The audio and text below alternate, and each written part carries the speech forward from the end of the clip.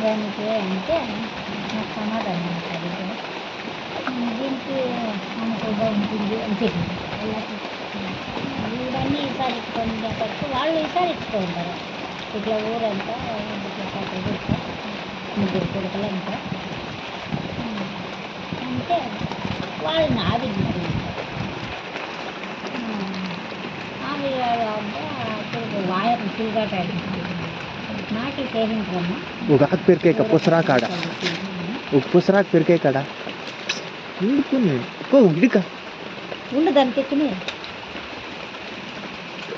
తిప్పుతాను ఇసిపెట్టుక అట్లా ఇసిపెట్టుక